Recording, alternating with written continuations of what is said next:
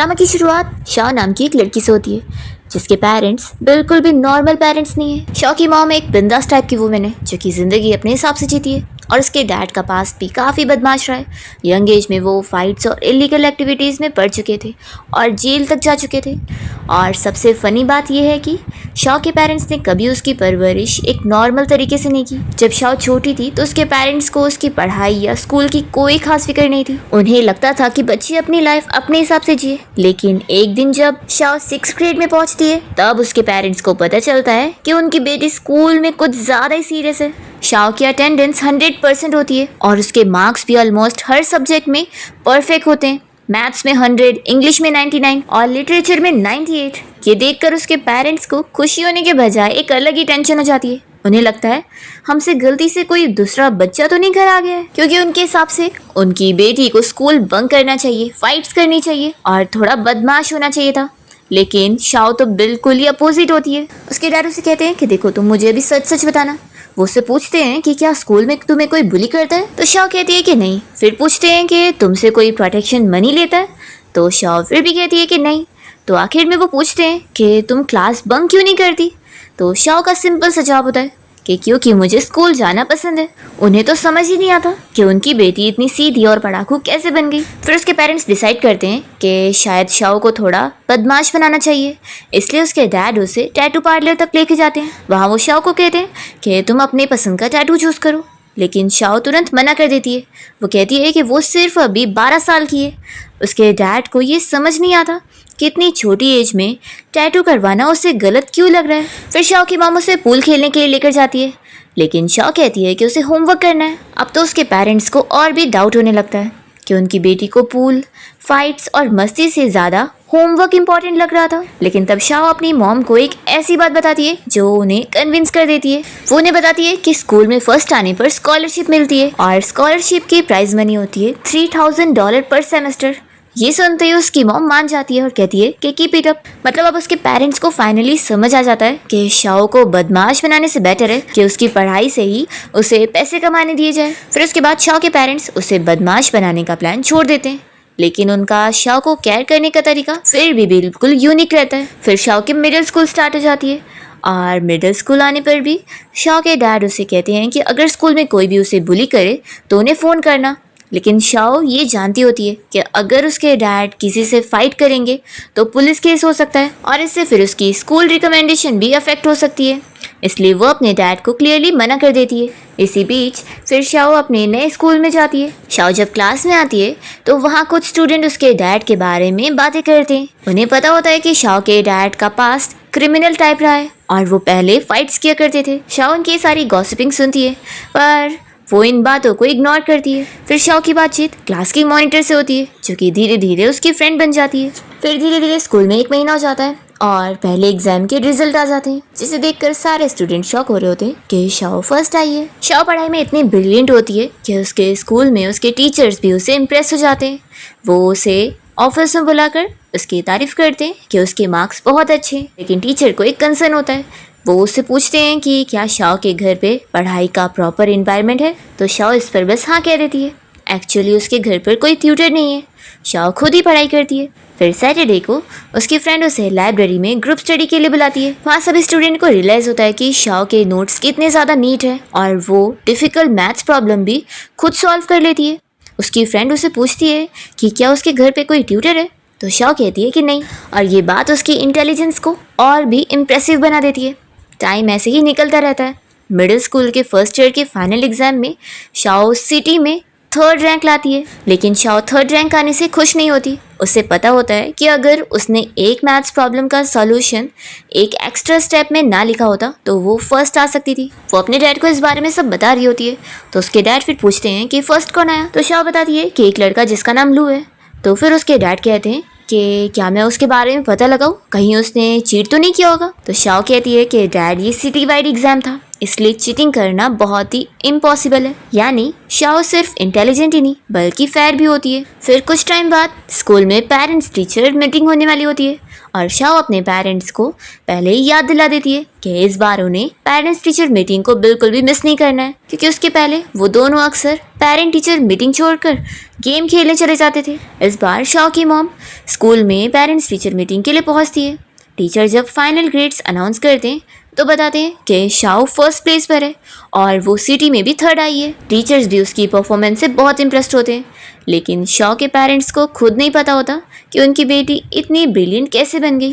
तो यहाँ पर शाओ की इतनी तारीफें सुनकर सभी शाओ की मॉम को देख रहे होते हैं और एक लेडी तो यहाँ पर शाओ की मॉम से इस बारे में पूछने लगती है कि उनकी बेटी को क्या कोई ट्यूटर पढ़ाता है, वो इतनी इंटेलिजेंट कैसे। तो शाओ की मॉम बताती है कि घर पर तो वो खुद से पढ़ाई करती है और एक बार उन्होंने उसे बालकनी में रात को स्टार्स देखते हुए देखा था। उन्हें लगा था कि शाओ बस टाइम वेस्ट कर रही है, लेकिन एक्चुअली शाओ फिजिक्स की ऑब्जर्वेशन नोट्स बना रही थी। यानी जिस बच्ची को उसके पेरेंट्स ने कभी फोर्स नहीं किया, वो अपनी क्यूरियोसिटी की वजह से खुद ही सीखती जा रही थी। अब यहाँ शाओ की मॉम की बातें सुनकर वो लेडी भी शॉक रह जाती हैं। टीचर कहते हैं कि मीटिंग अब खत्म हो रही है तो सभी जा सकते हैं। तो शाओ की मॉम तो सबसे पहले यहाँ से निकल रही होती है और वो टीचर को कहते हुए जाती है कि अगली बार की पेरेंट्स मीटिंग के लिए वो नहीं आ पाएंगी क्योंकि उन्हें गेम खेलने जाना रहेगा।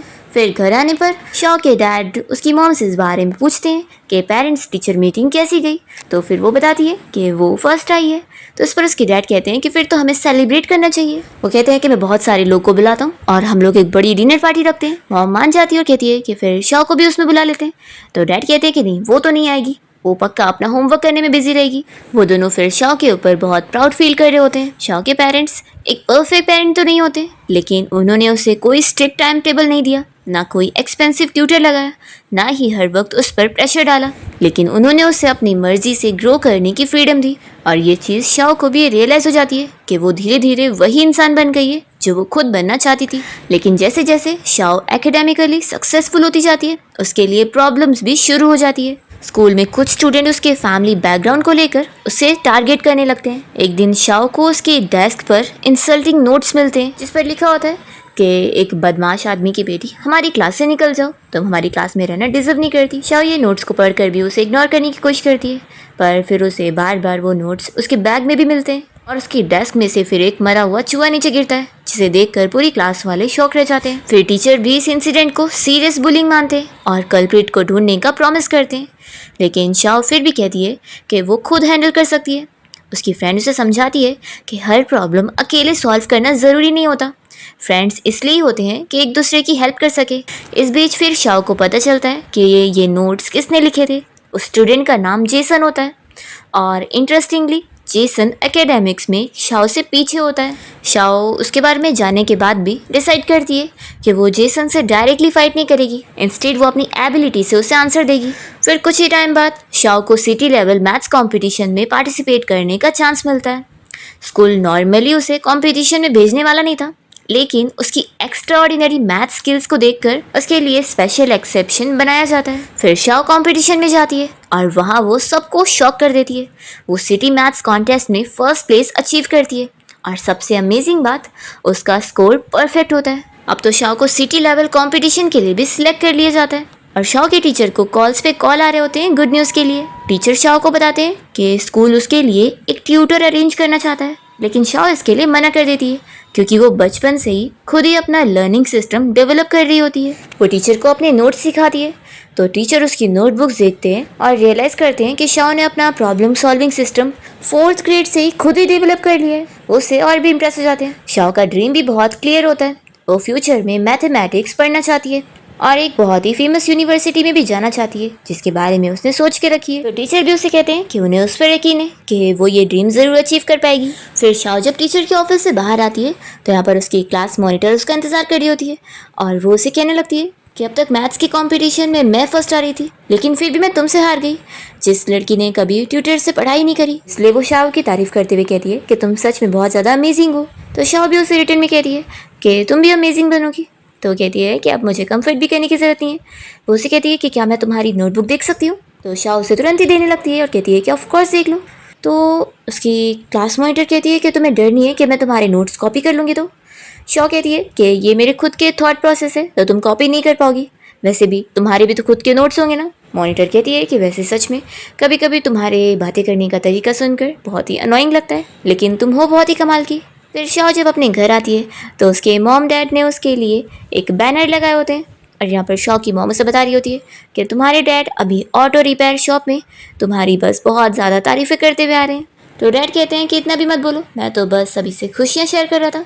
तो मॉम कहती है कि हाँ हाँ, तुम हर कस्टमर को रोक रोक कर उन्हें रिपोर्ट कार्ड का स्क्रीनशॉट दिखा रहे थे। तो डैड कहते हैं कि क्योंकि मैं अपनी बेटी से बहुत ज़्यादा प्राउड जो फील कर रहा हूँ। वो शाओ से कहने लगते हैं कि मैं तुम्हारे जितना तो नहीं जानता हूँ, लेकिन हाँ इतना ज़रूर जानता हूँ कि तुम मॉम डैड से कई गुना ज़्यादा बेटर हो। तभी इतने में किचन में से खाने की जलने की स्मेल आ रही होती है।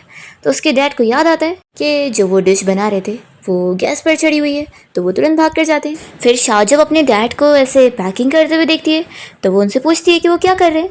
तो उसके डैड बताते हैं कि लास्ट टाइम तुम्हारी मॉम तुम्हारे साथ कंपटीशन के लिए गई थी ना, तो इस बार मैं तुम्हारे साथ जाऊँगा। तो शाओ पूछती है कि लेकिन आखिर क्यों। तो उसके डैड कहते हैं कि कहीं तुम नर्वस हो गई तो शाओ कहती है कि मैं नर्वस नहीं होंगी। तो उसके डैड कहते हैं कि लेकिन कहीं तुम्हें किसी ने परेशान किया तो शाओ कहती है कि डैड मैं मैथ्स कंपटीशन के लिए जा रही हूँ, ना कि फ़ाइट करने। उसके डैड बताने लगते हैं कि तुम्हें पता है मैंने भी अपने टाइम में कंपटीशन में पार्ट ले चुका हूँ। तो शाओ पूछती है कि डैड कैसा कंपटीशन। तो उसके डैड बताते हैं कि आर्म रेसलिंग कंपटीशन। तो फिर वो मान जाती है कि ठीक है, मैं आपको थोड़ी ना रोक सकती हूँ। फिर नेक्स्ट डे लोग मैथ्स कंपटीशन के एग्जाम हॉल के बाहर यहाँ रजिस्ट्रेशन के लिए आते हैं। यहाँ पर स्टाफ शाओ को इस बारे में बता देती है कि ये उसका एग्ज़ाम होगा, और फिर अगर उसने एग्ज़ाम पास कर ली तो ही उसे इंटरव्यू राउंड का मौका मिलेगा। फिर शाओ के डैड उसे अच्छे से गुड लक करके उसे अंदर भेज देते हैं, और फिर वो यहीं पर ही बैठकर सिगरेट स्मोक करने वाले होते हैं। तभी इतने में वो एक आदमी से बात करते हैं जो कि शाओ के डैड से भी पूछ रहे होते हैं कि क्या वो भी यहाँ पर अपने बच्चे के कंपटीशन के लिए आए हैं। शाओ के डैड भी उनसे हाँ कहते हैं और पूछते हैं कि आपके बच्चे का नाम क्या है। तो फिर वो आदमी उन्हें बताता है कि उनके बेटे का नाम लू है। तो शाओ के डैड को याद होता है कि शाओ ने उन्हें लू के बारे में बताई थी। तो वो पूछते हैं कि वही लड़का ना जिसने पूरी सिटी के मैथ्स एग्जाम में फर्स्ट आया था। तो यहाँ पर लू के डैड कह रहे होते हैं कि लेकिन अब तो ये स्टेट लेवल एग्जाम है ना, तो देखते हैं इसमें मेरा बेटा क्या करता है। और वो फिर उनसे पूछते हैं कि वैसे आपकी बेटी का नाम क्या है। तो जैसे यहाँ पर डैड शाओ का नाम बताते हैं और उसके स्कूल का नाम बताते हैं, तो लू के डैड तो कहते हैं कि मैंने तो ना ये स्कूल का नाम सुना और ना आपकी बेटी का। और फिर वो उन्हें कम लेवल समझते हुए यहाँ से तुरंत ही चले जाते हैं। तो शाओ के डैड को भी गुस्सा आती है। वो तुरंत ही शाओ की मॉम को कॉल करके बताते हैं कि अगर आज उनकी बेटी फर्स्ट आ गई ना तो वो अपने एरिया के सारे लोगों को बुलाएंगे और एक बहुत बड़ी पार्टी देंगे। तो मॉम पूछती है कि क्या हुआ है, क्या तुम्हें किसी ने कम समझा इसलिए तुम्हें उसे गलत प्रूफ करना है। वो कहती हैं कि तुम फिक्र मत करो, हमारी बेटी बहुत ज़्यादा कमाल की है और मुझे यकीन है कि इस बार तो फर्स्ट वही आएगी। फिर जैसे एग्जाम खत्म होता है और शाओ बाहर आती है तो उसके डैड जल्दी से उसे देखकर खुश हो जाते हैं। वो उसे पानी की बोतल देते हुए उसे पूछने लग जाते हैं कि उसका एग्जाम कैसा गया, क्या उसके परफेक्ट स्कोर आने वाले। तो शाओ कहती है कि अभी तो मैं श्योर नहीं हूँ क्योंकि मैंने सारे प्रॉब्लम को स्मार्टेस्ट सॉल्यूशन से सॉल्व करी हूँ। उसके डैड उसे कहते हैं कि उससे सबसे स्मार्टेस्ट होने की जरूरत नहीं है, बस उसने सब सॉल्व करी यही काफ़ी है। तो शाओ कहते हैं कि डैड कभी कभी आपकी बातें बहुत रफ होती है लेकिन सच में आपकी बातों में बहुत सेंस है। और फिर कॉन्टेस्ट वालों की तरफ से शाओ के डैड को कॉल आता है और वो उन्हें बताते हैं कि शाओ ने एग्ज़ाम पास कर लिए और कल अब उसे इंटरव्यू राउंड के लिए आना है इसी टाइम पर। तो वो खुश होते हैं और जल्दी से फिर शाओ को गुड न्यूज़ बताने लगते हैं कि उसने एग्ज़ाम पास कर लिए और अब बस कल इंटरव्यू देने जाना है। फिर नेक्स्ट डे सभी इंटरव्यू के लिए यहाँ पर लाइन से बैठे होते हैं और तभी यहाँ पर शाओ के बाजू में जो लड़का बैठा होता है लू, वो उससे बात करने लगता है। उसे शाओ के बारे में ऑलरेडी पता होता है, तो वो पूछ रहा होता है कि तुम शाओ हो ना 11th हाई स्कूल से। वो उसे कल के रिटन एग्जामिनेशन के 6 प्रॉब्लम के बारे में पूछ रहा होता है कि उसने उसे किस मेथड से सॉल्व करी। तो शाओ फिर अपना मेथड बता रही होती है, तो वो फिर अपना मेथड बताने लगता है कि वो तो उससे भी ज़्यादा डायरेक्ट और ईजी था। तो शाओ से इस बारे में एक्सप्लेन करती है कि मैथ्स प्रॉब्लम सॉल्व करना सिर्फ आंसर निकाला नहीं होता। फिर इतने में उसे इंटरव्यू राउंड के लिए बुला लिया जाता है। तो शाओ अपना अंदर जाती है इंटरव्यू के लिए। 3 प्रोफेसर उसका इंटरव्यू ले रहे होते हैं जिसमें से प्रोफेसर जो उसकी बातें सुनकर बहुत ज़्यादा इम्प्रेस होते हैं कि उसने जो सारी स्टडीज़ अपनी करी अब तक उसमें उसने कोई ट्यूटर नहीं हायर करी है बल्कि बचपन से लेकर उसने खुद ही पढ़ाई करी है। वो उसे फिर कल के रिटन एग्जामिनेशन के प्रॉब्लम नंबर 6 के बारे में पूछते हैं। तो शाओ ने अपने यूज़ किए हुए मेथड को डिटेल में बताने लगती है। फिर इंटरव्यू हो जाने के बाद जब शाओ बाहर निकलने लगती है तो प्रोफेसर जो तुरंत ही उससे बात करने आते हैं और उसकी तारीफ़ करते हैं कि उन्हें उसके प्रॉब्लम सॉल्व करने का तरीका बहुत अच्छा लगा और उन्हें काफ़ी टाइम बाद उसके जैसी इतने ब्रिलियंट स्टूडेंट देखे। अभी लू भी वहीं खड़ा होकर शाओ की ये तारीफ़ें सुन रहा होता है। और प्रोफेसर जो शाओ से पूछते हैं कि क्या वो नेशनल एग्जाम में पार्टिसिपेट करना चाहती है। शाओ इस पर हाँ कहती है। तो फिर प्रोफेसर जो से अपने बारे में बताने लगते हैं और अपना कार्ड देते हुए कहते हैं कि वो स्टेट यूनिवर्सिटी में मैथ्स के प्रोफेसर है और अगर आगे चल के उसे कभी भी कोई हेल्प लेनी हो तो वो उनसे कभी भी बात कर सकती है। तो शाओ फिर प्रोफेसर से कार्ड लेते हुए उन्हें थैंक्स कर देती है। जब वो एग्जाम हॉल के बाहर निकलती है तो उसके डैड उसका इंतजार कर रहे होते हैं और वो जल्दी से उसे के फेवरेट बन दे रहे होते खाने को और कहने लगते हैं कि तुम्हें भूख लगी होगी ना। वैसे तो मैं कंपटीशन में तुम्हारी कोई हेल्प तो नहीं कर पाया, लेकिन मैंने सोचा एग्जाम के बाद तुम्हें भूख लगी होगी तो तुम्हें ये गरम गरम खाने अच्छा लगेगा। शाह अपने डैड को थैंक्स बोलते हुए बंस खाने लगती है और उसके डैड से पूछते हैं कि वैसे आज का इंटरव्यू कैसा गया। तो कहती है कि मुझे यकीन है कि मैं फर्स्ट आऊँगी। तो वो और भी ज़्यादा इंप्रेस हो जाते हैं।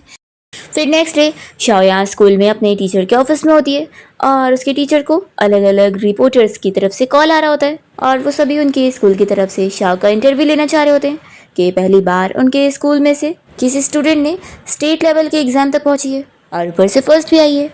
फिर यहाँ पे शाओ तो अपने टीचर को मना करती है कि वो कोई भी इंटरव्यू नहीं देना चाहती। तो उसके टीचर उसे समझाते हैं कि अरे ये तुम्हारे फ्यूचर के लिए अच्छा ही होगा, कॉलेज एप्लीकेशन में तुम ये डाल सकोगी। तो शाओ इसका रीज़न बताती है कि मैं नहीं चाहती कि रिपोर्टर्स मेरे घर तक जाए। तो फिर टीचर उसे बताते हैं कि वैसे ये इंटरव्यू स्कूल की तरफ से अरेंज किया गया है और प्रिंसिपल ने ऑलरेडी अग्री कर चुके हैं तो इसलिए इंटरव्यू तो हो गई। तो जैसे ही रिपोर्टर्स यहाँ पहुँचेंगे तो हम यहाँ ऑफिस में ही तुम्हारा इंटरव्यू करवा लेंगे। तो फिर शाओ मान जाती है। इसके बाद यहाँ रिपोर्टर्स उसका इंटरव्यू लेने पहुँचते हैं और वो उसे क्वेश्चन कर रहे होते हैं कि उसके मॉम डैड क्या करते हैं। तो शाओ बताती है कि मेरे डैड ऑटो रिपेयर शॉप चलाते हैं और मेरी मॉम छोटा सा बिजनेस चलाती है।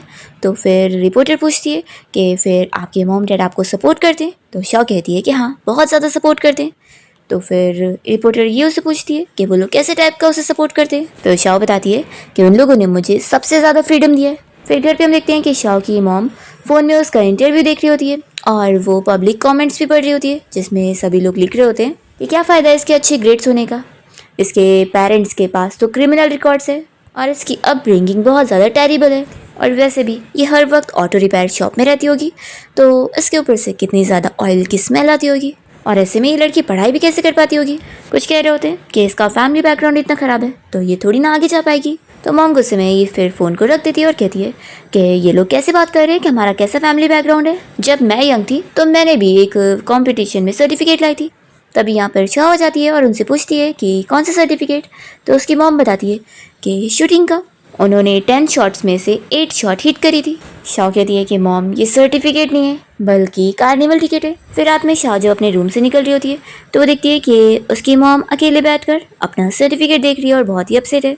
तो वो सोचती है कि कुछ बातें हैं जो उसकी मॉम कभी बोलती नहीं है लेकिन वो सच में बहुत ज़्यादा फिक्र करती है। फिर शाह बताती है कि अब स्टेट लेवल कॉम्पिटिशन ख़त्म हो गया और अब वो वापस से अपने स्कूल की स्टडी में बिजी हो चुकी है। अब तो शाह की मॉम कॉल पर अपनी फ्रेंड्स को गेम खेलने के लिए मना कर देती है कि अब वो उन्हें और ना इनवाइट करे और शाह में बताती है कि अब उसके पेरेंट्स उसके स्टडीज़ की और भी ज़्यादा केयर करने लगे।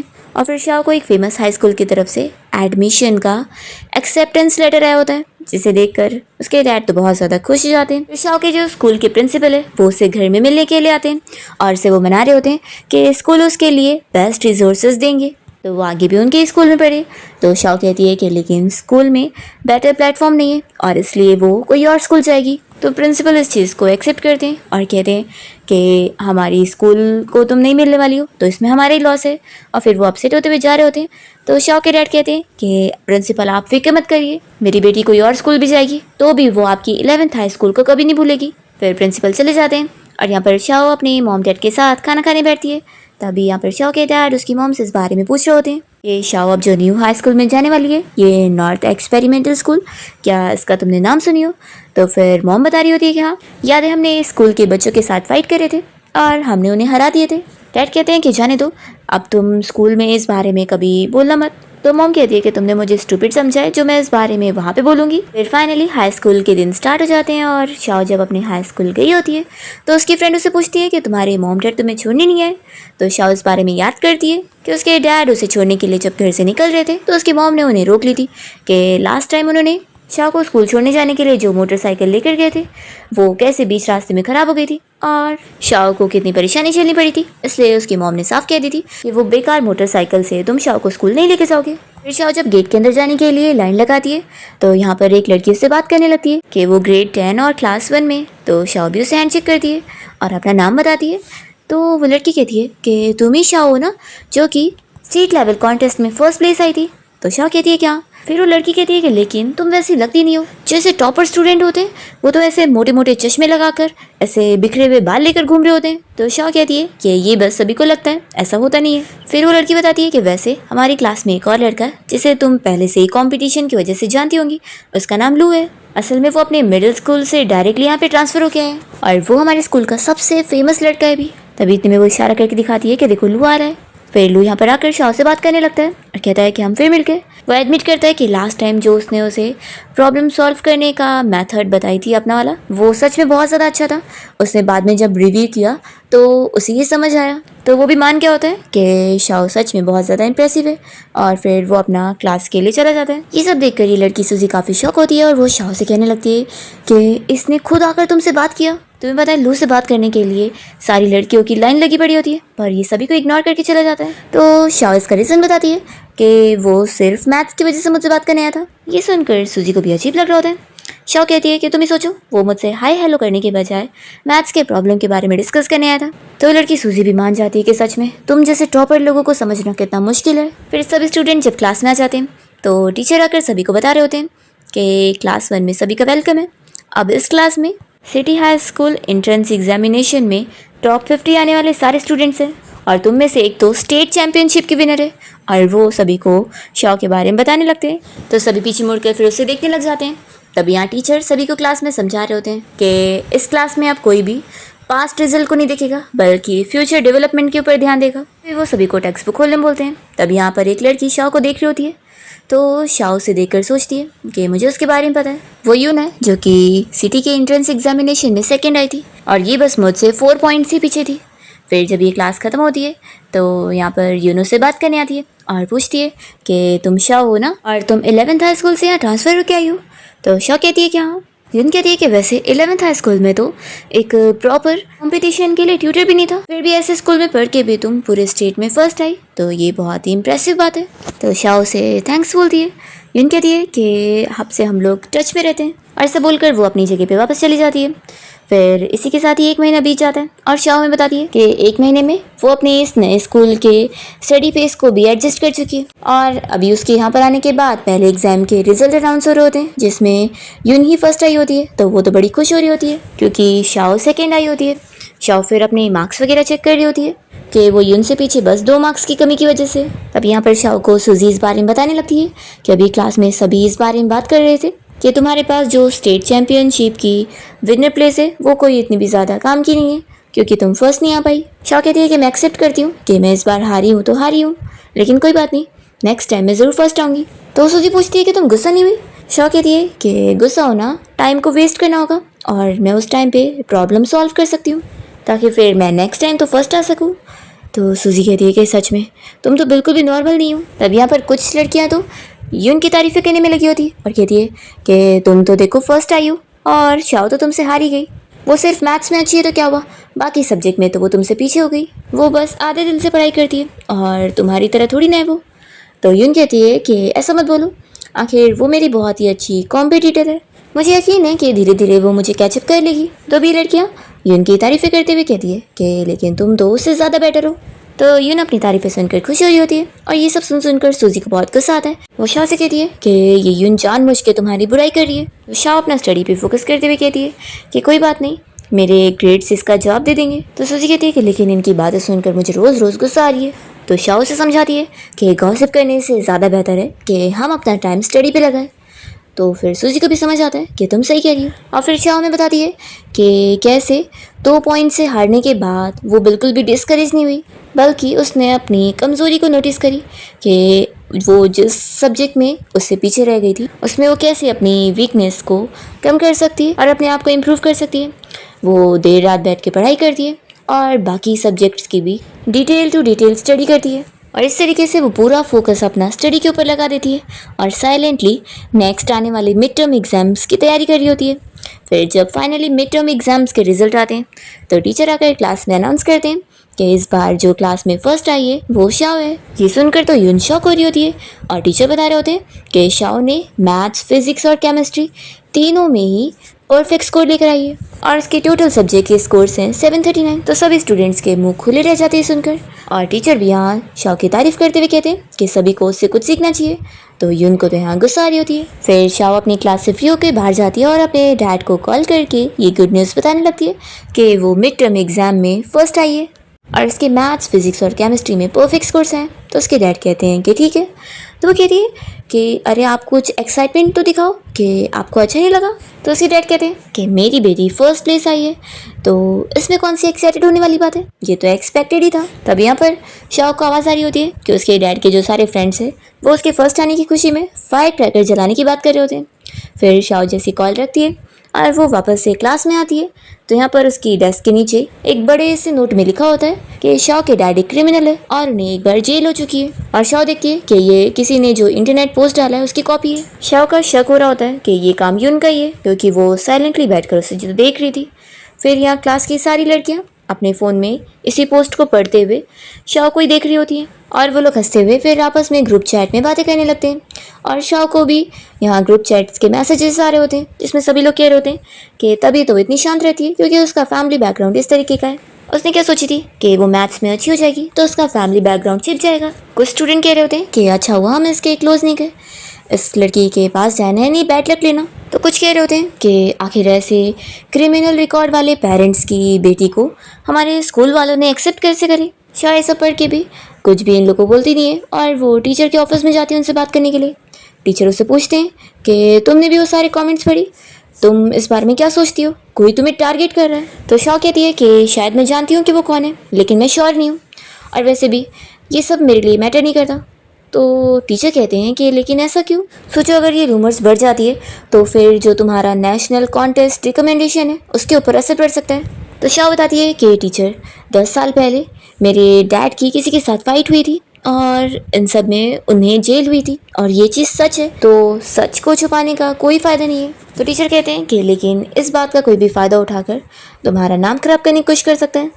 शाओ कहती है कि ये उनका मैटर है। टीचर कहते हैं कि क्या तुम्हें डर नहीं है कि इसका असर तुम पे पड़ेगा। तो शाओ बताती है कि उसे इन सब चीज़ों से बिल्कुल डर नहीं है। तो टीचर भी मान जाते हैं कि अब तक मैंने जितने भी स्टूडेंट्स को पढ़ाया हूँ तुम उनमें से सबसे ज़्यादा टफ हो।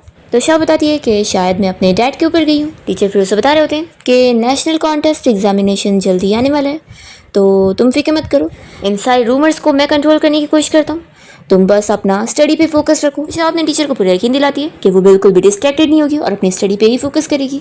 और फिर वो नहीं कहती है कि अब मैं जाती हूँ। फिर जैसे ही वो ऑफिस से निकल कर यहाँ बाहर आती है तो 3 लड़कियाँ उसे देखती उसके साइड में से चली जाती हैं जो कि असल में उसकी क्लासमेट्स हैं। शाओ सोचती है कि वो दूसरे उसे कैसे देखते हैं इस चीज़ को बिल्कुल नहीं रोक सकती है, लेकिन हाँ आखिर में वो लोग क्या चीज़ याद करेंगे इस चीज़ को वो बिल्कुल डिसाइड कर सकती है। फिर उसके बाद शाओ जब अपना अकेले में पढ़ाई कर रही होती है तो यहाँ पर प्रोफेसर जो से देखकर उससे पूछते हैं कि उसकी नेशनल कंपटीशन की तैयारी कैसे चल रही है। तो बताती है कि नॉट बैड। तब यहाँ पर प्रोफेसर उसे कुछ एक्स्ट्रा प्रैक्टिस सेट के क्वेश्चन पेपर्स देते हैं और कहते हैं कि अगर वो इसे लेकर अच्छे से मेहनत करेगी एग्ज़ाम के लिए तो उसे कुछ एक्स्ट्रा हेल्प मिल जाएगी। और वो उसे कहते हैं कि तुम बस अब अपने आप को स्ट्रेस मत देना, खुद पे बिलीव रखना, तुम ज़रूर कर लोगी और बस याद रखना कि नेशनल कंपटीशन इतना भी इजी नहीं है। माना तुमने स्टेट लेवल कंपटीशन में फर्स्ट आ गई थी तो इसका ये मतलब नहीं है कि तुम इसमें भी आ जाओगे, तुम्हें अपनी मेहनत कंटिन्यू रखनी होगी। और फिर ये सब बोलकर प्रोफेसर जो जब जा रहे होते हैं तब यहाँ पर लू प्रोफेसर को हेलो बोलते हैं और वो फिर चले जाते हैं। फिर लू इस बारे में शाओ से पूछने लगता है कि प्रोफेसर जो ने तुम्हें प्रैक्टिस सेट पेपर्स दिए। तो शाओ बताती है कि हाँ, ताकि नेशनल कंपटीशन के लिए मेरी तैयारी हो जाए। इस प्रैक्टिस सेट में सारी टॉपिक स्पेसिफिक एक्सरसाइजेज है। तो लू बताता है कि असल में प्रोफेसर जो मेरे भी कोच है। तो शाओ कहती है कि अच्छा ऐसी बात है, मुझे उन्होंने बताए नहीं थे। तो लू कहता है कि कोई बात नहीं, तो मैं ये सब बताने की ज़रूरत नहीं है, वैसे भी कॉन्टेस्ट में तो एग्ज़ाम के रिजल्ट जवाब देते हैं। शाओ कहती है कि क्या तुम्हें डर नहीं है कि मैं तुम्हारे साथ पेपर्स शेयर नहीं करूँगी। तो लू कहता है कि मुझे पता है तुम नहीं करोगी। तो कहती है कि तुम्हें कैसे पता। तो लू कहता है कि क्योंकि तुम वैसी टाइप की नहीं हो और फिर वो वहाँ से चला जाता है। इसके बाद शाओ प्रोफेसर जो के दिए हुए सारे एक्सरसाइज को अच्छे से सॉल्व कर रही होती है और फिर वो सिलेक्शन एग्ज़ाम के लिए जाती है जो कि बहुत ही स्मूथली जाता है। और वो बताती है कि वो और लू दोनों ही स्टेट में फर्स्ट और सेकंड प्लेस आते हैं। फिर छुट्टी में शाओ अपने मॉम डैड के घर गई होती है और जैसे ही वो घर के अंदर एंटर करती है तभी उसके मॉम डैड उसे सरप्राइज देते हैं और वो उसे कॉन्ग्रेचुलेट कर रहे होते हैं कि वो अपने सिलेक्शन में पास होके आई है और वो फिर उसके लिए अच्छे से डिनर प्रिपेयर करके रखे होते हैं। तो शाओ बहुत ज़्यादा खुश होती है कि उन लोगों ने उसका फेवरेट खाना बनाया। फिर वो खाना एंजॉय करी होती है और उसके डैड फिर उसे बताने लगते हैं कि जो टैटू पार्लर है वहाँ पर अब टैटू रिमूवल भी स्टार्ट हो गया, तो वो और उसकी मॉम कल जाएंगे अपना टैटू रिमूव करवाने के लिए। तो वो पूछती है कि आप लोग रिमूव क्यों करवा रहे हैं। फिर शाओ की मम्मा से इस बारे में पूछती है कि क्या तुम्हारे क्लासमेट्स को तुम्हारे डैड और मेरे बारे में सब क्या पता लग गया है कि हम लोग कैसे फाइट्स किया करते थे। तो शाओ कहती है कि हाँ उन्हें पता है। तो उसकी मॉम पूछती है कि क्या फिर तुम्हारे क्लासमेट्स हमारे बारे में बात करते हैं। शाओ कहती है कि हाँ। तो उसकी मॉम कहती है कि फिर तुमने हमें इस बारे में क्यों नहीं बताई। उसके डैड भी पूछते हैं कि तुमने आखिर मुझे क्यों नहीं बताई। तो शाओ कहती है कि मैंने आप दोनों को इसलिए नहीं बताई ताकि फिर आप लोग स्कूल में जाके सीन क्रिएट कर दे। वो अपनी मॉम से कहती है कि आप फिक्र मत करो, जब मैं नेशनल गोल्ड मेडल जीत जाऊंगी ना तो फिर उन सभी का मुंह बंद हो जाएगा। तो उसकी मॉम फिर उसे कहने लगती है कि सॉरी मैंने तुम्हें लेट डाउन कर दी। तो कहती है कि मॉम आप इमोशनल मत हो, ये आपका स्टाइल नहीं है। फिर शाओ की मॉम अपसेट हो रही होती है।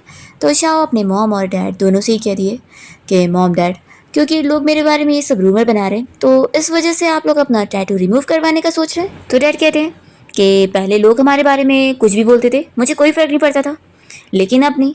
अब तो हमारी प्यारी बेटी गोल्ड मेडल जीतने वाली है तो हम तुम्हारे फ्यूचर को ऐसे ख़राब थोड़ी ना होने दे सकते।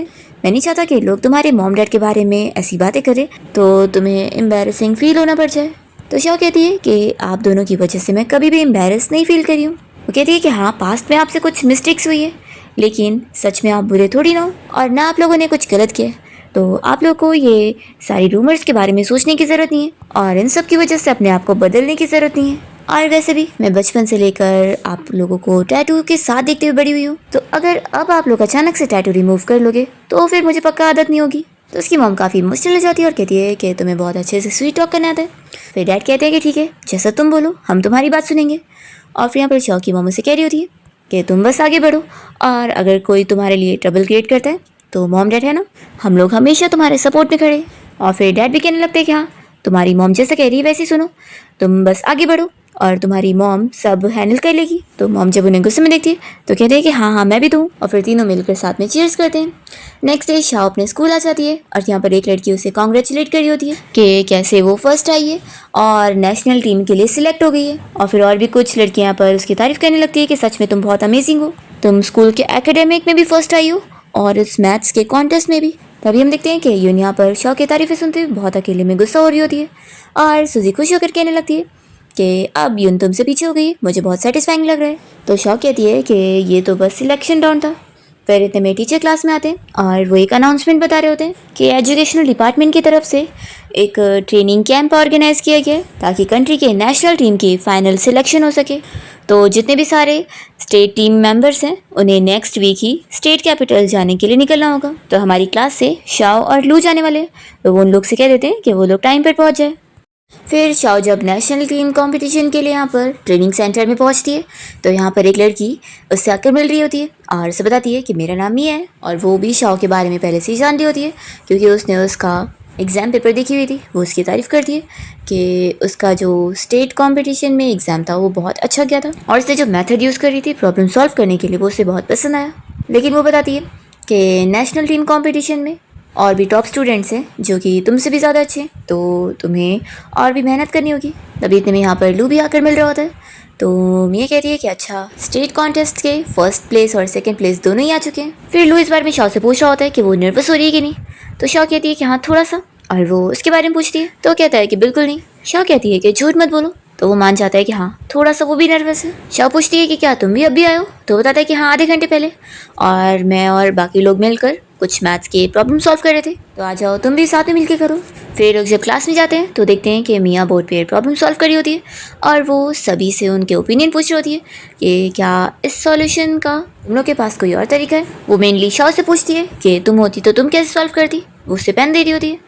तो शॉ कहती है कि इसे पेन से सॉल्व करने की ज़रूरत नहीं है। वो डायरेक्टली यहाँ पर लॉजिक लगाते हुए उसे सॉल्व करते हुए डायरेक्ट आंसर बताती है। तो मिया को भी शॉ का मेथड बहुत ज़्यादा पसंद आता है। वो कहती है कि सच में इसमें मैं तुमसे हार मानती हूँ, तुमने बहुत अच्छा करी हो, पर हाँ, हर बारी ऐसे सॉल्व करने से तुम्हारा इंट्यूशन राइट नहीं हो सकता है।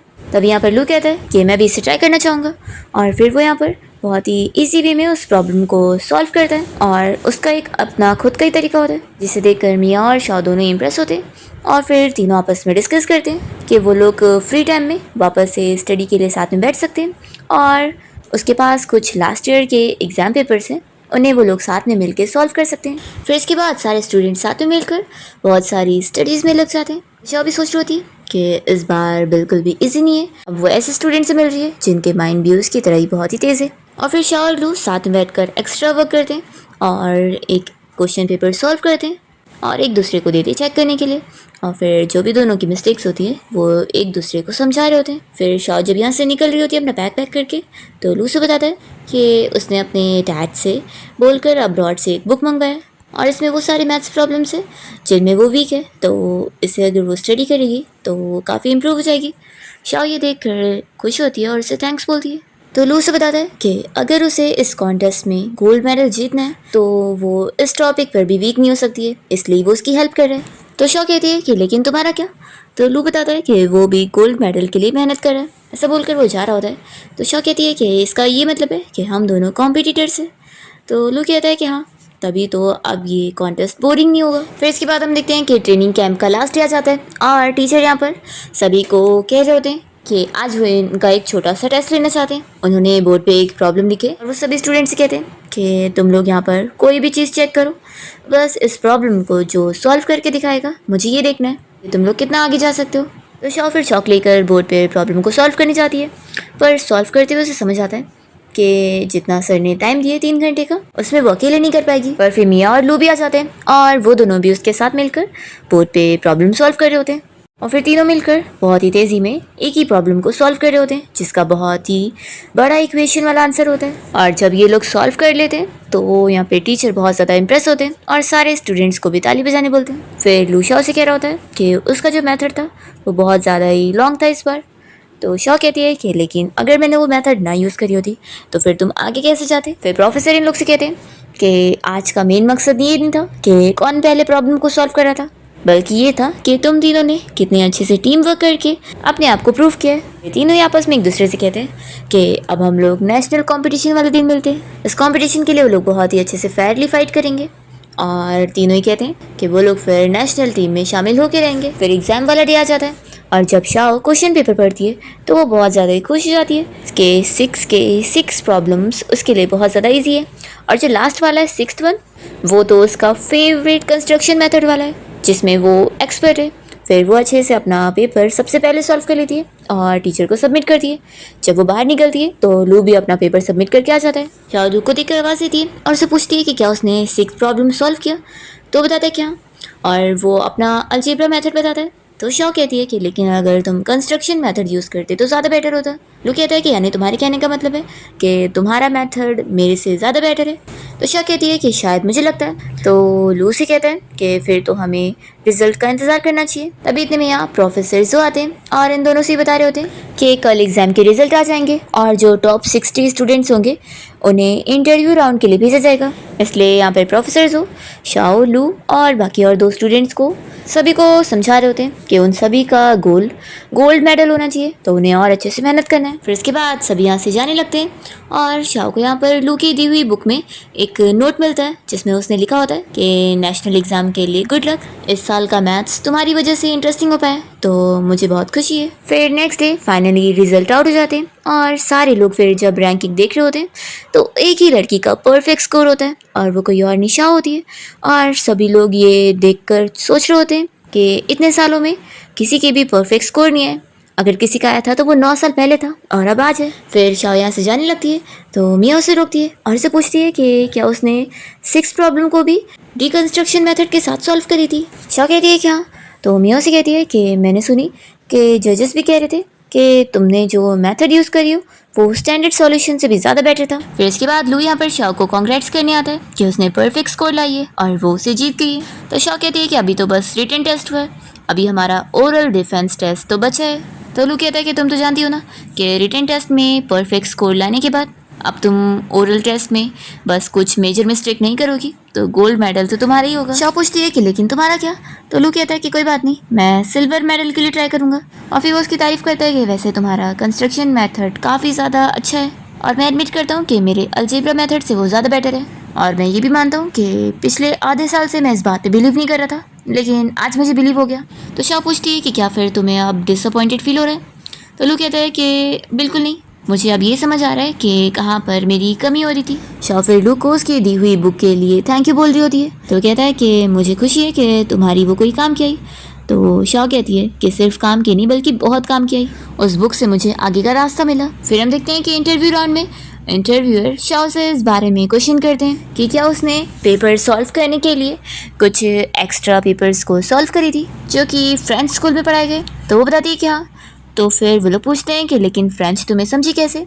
तो शाह बताती है कि उसने उस पेपर को सॉल्व करने के लिए पहले फ्रेंच सीखी। ये सुनकर वो लोग काफ़ी शॉक होते हैं और पूछते हैं कि तुम कितने साल की हो? तो शाह बताती है कि 18 ईयर्स। तो फिर तीनों ही जजेस बहुत ज़्यादा इंप्रेस होते हैं। फिर इसके बाद शाह जब बाहर आती है तो प्रोफेसर जो उसका इंतज़ार कर रहे होते हैं वो उसे कहते हैं कि तुम्हें पता है उन जजेस ने क्या किया तुम्हारे रिटन टेस्ट के साथ? शाह कहती है कि क्या? तो प्रोफेसर बताते हैं कि उन लोगों ने तुम्हारे रिटन टेस्ट को कॉपी करे। शाह ये सुनकर खुश होती है कि यानी उन लोगों को मेरे सॉल्यूशन में वैल्यू नजर आया। तो प्रोफेसर उसकी तारीफ करते हैं कि सिर्फ कंपटीशन ही नहीं, तुम तो बहुत आगे जाओगी जितना हम सभी ने इमेजिन नहीं करेंगे। फिर शाह इतनी खुश होती है कि वो सोचती है कि उसे रोना आ रहा है, लेकिन वो रो नहीं सकती, नहीं तो फिर वो कितनी अनकूल लगेगी। फिर वो प्रोफेसर से कहती है कि मुझे अपनी फैमिली को कॉल करना है। फिर शाह अपने मॉम डैड को कॉल लगाकर उन्हें बताती है कि उसका ओरल टेस्ट हो चुका है। तो ये सुनकर वो लोग जल्दी से उसे पूछते हैं कि कैसा गया। तो शाह खुश होकर बताती है कि परफेक्ट स्कोर। तो ये सुनकर उसके मॉम डैड दोनों ही बहुत ज़्यादा खुश हो जाते हैं और जल्दी से कहने लगते हैं कि फायर क्रैकर लाओ। और शाह को भी फिर आवाज़ें आ रही होती है कि वो लोग तो वहाँ पार्टी करने लगे हैं। इसके बाद शाह लू के साथ स्टेज पर जाती है और ये लोग अपना gold medal silver medal receive कर रहे होते हैं। और यहाँ पर होस्ट तो ये भी बता रहा होता है कि शाह जो कि गोल्ड मेडलिस्ट है उसके सॉल्यूशन इतने ज़्यादा पसंद आए कि वो लोग उसे बुक में भी डालने वाले स्टैंडर्ड सॉल्यूशन के तौर पे। और ये बहुत ज़्यादा प्राउड की बात है क्योंकि ऐसा नेशनल हिस्ट्री में 3rd टाइम हो रहा है। तो शाह बहुत ज़्यादा खुश होती है कि अब ये सब सहना उसका वर्थ इट रहा। फिर वो अपने जब स्कूल में आती है तो स्कूल के प्रिंसिपल और सारे स्टूडेंट्स बाहर खड़े होते हैं उसका वेलकम करने के लिए। और प्रिंसिपल यहाँ पर शाह को फ्लावर बकेट देते हैं और उसे कहते हैं कि उसने उनके स्कूल को बहुत ज़्यादा इज्जत दिलाई है, तो वो उसे स्पीच देने बोलते हैं। तो शाह फिर अपनी स्पीच स्टार्ट करती है कि आज मैं 2 चीज़ कहना चाहूँगी। पहली तो ये कि मैं स्कूल को बहुत ज़्यादा थैंक्स करना चाहूँगी कि इस स्कूल के प्लेटफॉर्म की वजह से मैं इतने ऊंचाई तक पहुँच पाई, नहीं तो फिर बिना स्कूल की हेल्प की वजह से मैं इतना आगे नहीं बढ़ पाती। तो प्रिंसिपल और सारे स्टूडेंट इसके लिए तालियां बजाते हैं। और फिर शाह दूसरी चीज़ कहती है कि मेरे डैड का नाम मिस्टर जियांग यू और मेरी मॉम का नाम मिस सोफ़ी है। और मेरी मॉम डैड कोई फैंसी बैकग्राउंड से नहीं है, लेकिन हाँ उन लोगों ने मुझे एक चीज़ सिखाया है, हमारा फैमिली बैकग्राउंड हम भले तो क्या हुआ, तुम्हारे अंदर बैकबोन होना चाहिए, ये इंपॉर्टेंट है। तो सभी क्लास के स्टूडेंट्स और ह्यून भी यहाँ पर उसकी स्पीच सुन रही होती हैं और फिर प्रिंसिपल सारे स्टूडेंट्स को जाने बोल देते हैं। फिर सूजी शाह के पास आकर उसकी तारीफ करती है कि सच में तुम बहुत ज़्यादा अमेजिंग हो। फिर लोग जब साथ में जा रहे होते हैं तो ह्यून शाह को रोकती है। तो शाह फिर इस फ्लावर बुकेट को अपनी फ्रेंड सूजी को दे देती है कि तुम इसे लेकर जाओ। और फिर ह्यून शाह के सामने एक्सेप्ट करती है कि उसके डैड के बारे में जो पोस्ट ऑनलाइन डाला हुआ था वो असल में उसके डैड ने डाले थे। वो बताती है कि मेरे डैड को जब इस बारे में पता चला कि तुम फर्स्ट आ गई हो तो उन्होंने तुम्हारे बारे में पता लगवाया और उन्होंने ये सब कर दिया। और मैं ये भी मानती हूँ कि मैं अपनी हार को एक्सेप्ट नहीं कर पा रही थी क्योंकि इतने सालों से मैं हर चीज़ में सबसे आगे थी और मेरे लिए मेरे डैड ने इतने सारे ट्यूटर्स हायर किए थे जो कि कंट्री के सबसे बेस्ट और एक्सपेंसिव ट्यूटर्स थे, पर तुम्हें तो आज तक किसी ने भी ट्यूटर नहीं किया और तुम इतनी ज़्यादा एक्सपर्ट थी और हर चीज़ में मुझसे बेटर थी। ये चीज़ मैं बर्दाश्त नहीं कर पा रही थी। तो सच में ऐसी सोच रखने पर ही मैं बहुत ज़्यादा डिस्गस्टिंग थी। और फिर मुझे भी लगा कि जब तुम्हारे फैमिली बैकग्राउंड के बारे में सभी को पता लग जाएगा तो तुम उतनी इम्प्रेसिव नहीं लगोगी सबको। शाह कहती है कि तो फिर तो यूनो से बताती है कि मैंने फिर एक्सपेक्ट नहीं करी थी कि तुमने तो शांति से ये सब को भी फेस कर ली और तुम तो उससे भी ज़्यादा इम्प्रेसिव निकली जितनी मैंने सोची नहीं थी। तुम्हारे ग्रेड्स ने तुम्हें खुद ही प्रूव कर दिए और सभी को चुप करा दिए और इसलिए वो अपनी तरफ से उसे सॉरी कह रही होती है कि उसे अब अपनी गलती का एहसास हो गया। शाह उसे फिर बताती है कि जब वो फर्स्ट सेमेस्टर स्कूल में आई थी और केमिस्ट्री का जो एग्ज़ाम हुआ था और उसमें यून ने बहुत ज़्यादा अच्छा करी थी और वो प्रॉब्लम भी सॉल्व कर ली थी जो शाओ खुद नहीं कर पा रही थी। तो यून बताती है कि उस टाइम पे मैं तुम्हें टारगेट नहीं कर रही थी और मैं बस अपनी स्टडी कर रही थी। तो शाओ फिर इस बारे में यून को बताती है कि ये मैं जानती हूँ, देखो तुम्हारी प्रॉब्लम ये नहीं है कि तुम ज़्यादा मेहनत नहीं कर रही हो, तुम्हारी प्रॉब्लम ये है कि तुमने अपना टाइम गलत चीज़ों में लगा दी, तुम गलत रास्ते चली गई, तुमने अपने टाइम और एनर्जी को दूसरे लोगों के ऊपर वेस्ट कर दी। इसलिए अब तुम यहाँ से वापस जाने के बाद ये अच्छे से सोचना कि तुम्हें असल में क्या चाहिए। अगर तुम फिर भी मुझे हराना चाहो तो ऐसे ही आगे बढ़ती रहना, लेकिन हाँ अगर तुम खुद को बेटर बनाना चाहती हो तो तुम्हें अपनी डायरेक्शन चेंज करनी होगी। और फिर ये एडवाइस देने के बाद शाओ वहाँ से चली जाती है। फिर इसके बाद शाओ अपने मॉम डैड के घर पहुँचती है तो उसे पता लगता है कि वो लोग तो यहाँ पर है ही नहीं। उसे अपने डैड के फ्रेंड का कॉल आता है और वो बताते हैं कि तुम्हारे डैड अभी हॉस्पिटल में और उनकी इमरजेंसी सर्जरी चल रही है, असल में उन्हें थोड़ी चोट लग गई है और फ्रैक्चर भी हो गया है, तो इसलिए तुम जल्दी से आ जाओ। तो शाओ फिर यहाँ से भागते हुए जल्दी से हॉस्पिटल पहुँचती है और अपनी मॉम को ऐसे अपसेट देखकर पूछती है कि मॉम क्या हुआ है। तो उसकी मॉम तो उसे गोल्ड मेडल जीतने के लिए पहले कॉन्ग्रेचुलेट करने लगती है। शाओ कहती है कि डैड को क्या हुआ है। तो शाओ के डैड के फ्रेंड उसे इस बारे में बताने लगते हैं कि कैसे उसे एक बंदा परेशान कर रहा था और उसके डैड ने उसे प्रोटेक्ट करने के लिए उस बंदे से फाइट कर लिए और उसके सर पे बॉटल फोड़ दिए। तो फिर वो अपने साथ और लोगों को लेकर आ गया और उसके डैड को मारने लग गया, पर उन्होंने फाइट बैक नहीं करे। तो शाओ सोच रही होती है कि इससे पहले भी जो उसने अपने डैड के फाइटिंग इंसिडेंट के बारे में सुनी थी उसमें उसके डैड ने 50 लोगों को मार गिराए थे, वो भी एक के बाद एक।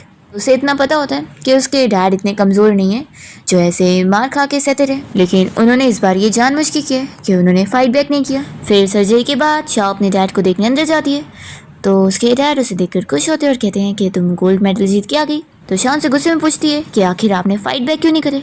तो उसके डैड कहने लगते हैं कि अचानक से ही वो बंदा मुझे मारना शुरू कर दिया और मुझे मौका ही नहीं मिला उसे रिटर्न में मारने का। शाओ कहती है कि डैड आपका झूठ पकड़ा गया, मुझे याद है आप जब यंग थे तो आपने बताया था कि आप एक बार में 3 बंदों को मार गिराते थे और कोई भी आपको मारने के लिए नज़दीक नहीं आ पाता था। तो आखिर इस बार ऐसा कैसे हो सकता है कि आप खड़े रह गए और आप कुछ कर ही नहीं पाए और वो बंदा आपको मारता क्या।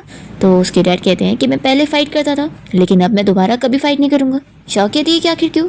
तो उसके डैड कहते हैं कि अब तुम नेशनल टीम ज्वाइन कर रही हो और अब बहुत सारे लोग हैं जो तुम्हें देख रहे हैं और अगर ऐसे में मुझे पुलिस स्टेशन जाना पड़ेगा तो तुम्हारे ऊपर असर पड़ सकता है और मैं नहीं चाहता कि तुम कोई ट्रबल में आओ। मैं दूसरों को मेरा यूज़ करके तुम्हारे अगेंस्ट कुछ भी होने नहीं दे सकता हूँ। तो शाओ ने समझा दिए कि सिलेक्शन रिजल्ट के ऊपर होता है और आपकी कोई भी हरकत की वजह से मुझे डिस्क्वालीफाई नहीं किया जा सकता। तो उसके डैड कहते हैं कि नहीं, मैं फिर भी कोई गड़बड़ी नहीं होने दे सकता हूँ, मैं चाहता हूँ कि अब तुम कंट्री के लिए भी गोल्ड मेडल लाओ और मैं इसके लिए कोई भी रिस्क नहीं लेने वाला, तुम फिक्र मत करो, तुम्हारे डैड कभी तुम्हें लेट डाउन नहीं करेंगे। ऐसा बोलते हुए वो रोने लग जाते हैं। तब यहाँ पर शाओ की मॉम भी आ जाती है और उसके डैड से कहती है कि अब तुम्हारा हो गया। तो वो हंसने लगते हैं कि हाँ अब मेरी स्पीच खत्म है। तो शाओ की मॉम यहाँ पर रोते हुए उनकी तारीफ़ करती है कि वैसे इस बार तुम रियल मैन की तरह लग रहे थे। तो शाओ भी बहुत ज़्यादा खुश होती है कि पहली बार उसने अपनी मॉम को अपने डैड की इस बात पे तारीफ़ करते हुए देखी कि उन्होंने फ़ाइट नहीं करे। फिर शाओ की मॉम उसे गुस्से में कहती है कि अब तुमने अपने डैड को देख ली ना और अब उनसे मिल भी लियो, तो अब तुम वापस जाओ और जाकर अपना होमवर्क करो। तो शाओ कहती है कि लेकिन मॉम। तो फिर उसकी मॉम उसे समझा देती है कि कोई भी एक्सक्यूजेस नहीं चलेंगे, तुम्हारे डैड ने इसलिए नहीं मार खाया ताकि तुम यहाँ पर उनके लिए सॉरी फील करो, उन्होंने सब इसलिए किया ताकि तुम और आगे बढ़ो, तो इसलिए अब जाओ और उन सभी जीनियस लोगों को बैटल ग्राउंड में हरा के आओ। फिर शाओ यहाँ से वापस स्कूल आ जाती है और उसके टीचर उसे बताते हैं कि अब उसे इंटरनेशनल कंपटीशन के लिए नेशनल टीम में ज्वाइन किया जा रहा है, तो क्या वो उसके लिए तैयार है। तो शाओ कहती है कि हाँ मैं पूरी तैयार हूँ।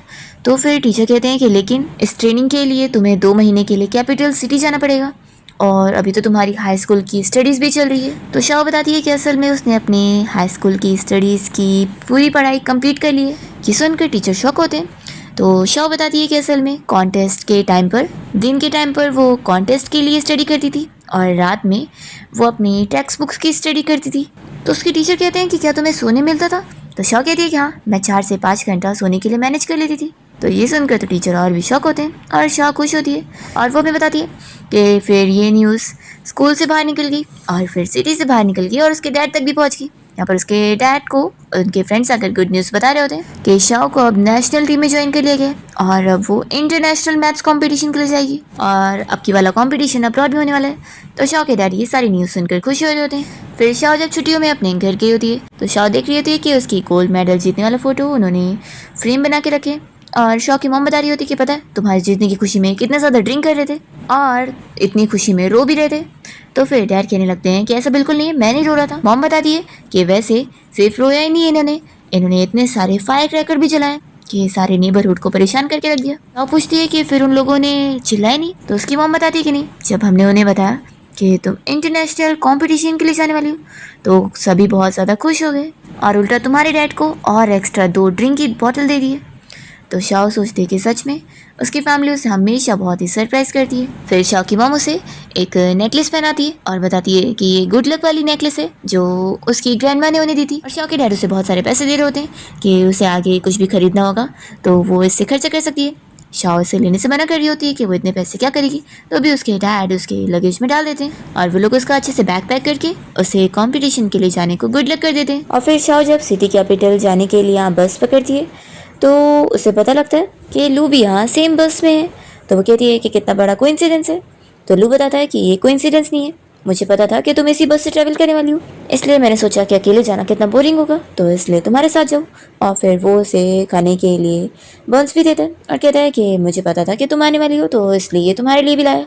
शाह बहुत ज़्यादा खुश होती है। फिर इसके बाद ये लोग ट्रेनिंग सेंटर पहुँचते हैं जहाँ पर प्रोफेसर सभी स्टूडेंट्स का वेलकम करते हैं और उन्हें वो समझा देते हैं कि इस बार वो लोग कंट्री की टीम के लिए सिलेक्ट होने वाले हैं, तो इसलिए अब ये कॉम्पिटिशन और भी ज़्यादा हार्ड हो चुका है और उन सभी में से सिर्फ 6 स्टूडेंट ही सिलेक्ट होंगे। फिर यहाँ पर इन लोगों का जो फर्स्ट एग्जाम होता है उसमें मिया फर्स्ट आती है, शाओ सेकंड और लू थर्ड। तो शाओ को ये भी समझ आता है कि मिया भी सच में बहुत ज़्यादा स्ट्रांग है। फिर तीनों मिलकर साथ में स्टडीज़ करते हैं और एक दूसरे की हेल्प करते हैं।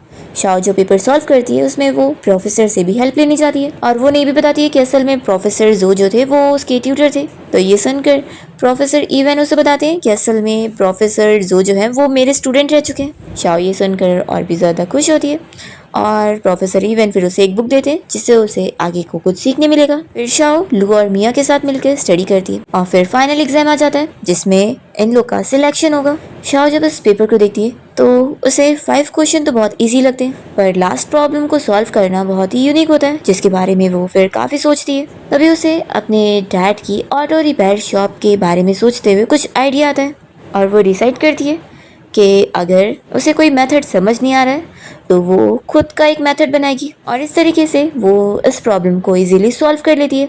फिर एग्ज़ाम के बाद लू इस बारे में शाओ से पूछता है कि तुमने सभी प्रॉब्लम कैसे सॉल्व करी, लास्ट वाला तो मुझे आया ही नहीं और मैंने और मिया ने दोनों नहीं छोड़ दिए। तो शाओ बताती है कि लास्ट वाले का तो उसने सॉल्यूशन खुद क्रिएट करी है। तो लू काफ़ी इंप्रेस होता है और वो उसे कहता है कि पहले मुझे लगा था कि हम सभी सेम काइंड है लेकिन नहीं, तुम सबसे बहुत ही डिफरेंट हो और तुम बहुत ही इम्प्रेसिव हो। शाओ कहती है कि अभी इतनी भी जल्दी भी नहीं है, अभी रिजल्ट तो आ जाने दो। फिर नेक्स्ट डे रिजल्ट वाला डे होता है और शाओ फर्स्ट आई होती है, लू सेकंड और मिया थर्ड। इस तरीके से ये लोग नेशनल टीम के लिए सिलेक्ट हो जाते हैं और फिर शाओ अपने पेरेंट्स को कॉल करके गुड न्यूज़ सुना देती है कि अब वो लोग इंटरनेशनल कंपटीशन के लिए जा रहे हैं। अब यहाँ पर शाओ की जो पूरी टीम होती है यानी लू, मिया और बाकी और 3 स्टूडेंट के साथ वो सभी अपना बेस्ट देने की तैयारी करते हैं और फिर फाइनली शाओ ये इंटरनेशनल गोल्ड मेडल भी जीत जाती है। और फिर जब वो फाइनली अपनी कंट्री लौटती है तो यहाँ पर उसके पेरेंट्स नेबरहुड के सारे लोगों के साथ मिलकर उसका वेलकम करते हैं और सभी उसके लिए बहुत ज़्यादा ही खुश होते हैं। फिर नेक्स्ट डे शाओ को स्कूल आना पड़ता है और उसके टीचर को यहाँ पर बहुत सारे इंटरव्यू के लिए कॉल आ रही होती है और उसका एक फेमस यूनिवर्सिटी के लिए सामने से ही इन्विटेशन आता है और रिपोर्टर जब उसका इंटरव्यू लेना स्टार्ट करती है तो वो ये सब के बारे में उसे बहुत क्वेश्चन करती है कि उसे कैसा लग रहा है कि इतनी फेमस यूनिवर्सिटी में उसका एडमिशन हुआ है और क्या उसे लगता है कि उसकी सक्सेस को कोई और भी कॉपी करके आगे बढ़ सकता है। तो शाओ कहती कि नहीं, क्योंकि सभी के रास्ते बहुत ज़्यादा डिफरेंट होते हैं। मेरा तो ऐसा था कि जब भी मुझे कोई कहता था कि मैं वो चीज़ नहीं कर सकती हूँ तो मुझे अपने रिजल्ट से प्रूव करना होता था कि वो गलत है। तो फिर रिपोर्टर से पूछती है कि क्या फैमिली बैकग्राउंड ने तुम्हें अफेक्ट किया है। तो शाओ बताती है कि उसने अपने पेरेंट्स से एक ही चीज़ सीखी है कि कोई फॉल बैक ना होना एक टैलेंट है। रिपोर्टर क्या पूछती है कि इसका मतलब क्या है। तो शाओ से समझाती है कि इसका मतलब है कि उसके पास ज़्यादा अपॉर्चुनिटीज़ नहीं है इसलिए वो कुछ भी वेस्ट नहीं कर सकती है। तो रिपोर्टर से पूछती है कि क्या तुम्हें इस बात का रिग्रेट नहीं है। शाओ कहती है कि बिल्कुल नहीं, उल्टा ये तो मेरे आगे बढ़ने के लिए फ्यूल था। वो भी बताती है कि उसने यही सोची थी कि अगर वो इस तरीके से आगे बढ़ेगी। फिर शाओ का जो गोल्ड मेडल वाला सर्टिफिकेट होता है वो उसके डैड उसे घर में फ्रेम बना के लगा देते हैं, तो कोई ना उसके बारे में बैड माउथ कर पाएगा ना उसके पेरेंट्स के बारे में। उसके डैड और उसकी मॉम दोनों ही बहुत ज़्यादा खुश होते हैं। और फिर शाह को जब ये पता लगता है कि उसके डैड ने स्मोकिंग भी क्विट कर दी, तो वो उनसे इस बारे में पूछती है कि उन्होंने ऐसा क्यों किया। तो वो पहले बहाना बना रहे होते हैं कि अब उसका इतनी बड़ी यूनिवर्सिटी में एडमिशन हुआ है, तो काफ़ी लोग यहाँ पर आएंगे उनसे मिलने के लिए। तो कहती है कि इसकी तो ज़रूरत ही नहीं थी। तो फिर वो बताते हैं कि ये उन्होंने उसके लिए करे, और फिर वो तुरंत ही कुकिंग करने चले जाते हैं। इसके बाद हम देखते हैं कि शाह की यूनिवर्सिटी का टाइम आ जाता है और उसके मॉम डैड फिर उसे छोड़ने के लिए लेकर जाते हैं। जब ये लोग रजिस्ट्रेशन के लिए शाह का नाम बताते हैं, तो आसपास के सारे लोग शाह का नाम सुनते ही उसे देखने लग जाते हैं। और जो कॉलेज के प्रिंसिपल है प्रोफेसर इवन, वो भी जल्दी से शाह को पिक करने पहुंचते हैं और बताते हैं कि वो कब से उसका इंतजार कर रहे थे। फिर यहाँ पर वो उसके मॉम डैड से भी हैंडशेक करते हैं और उनसे शाह की तारीफ करते हैं। फिर इसके बाद शाह अपना लगेज लेकर अंदर जा रही होती है और उसके मॉम डैड उसे गुड लक विश कर देते हैं। तभी शाह को लू का मैसेज आता है और वो बताता है कि वो ऑलरेडी यहाँ पहुँच चुका है और वो फिजिक्स डिपार्टमेंट में।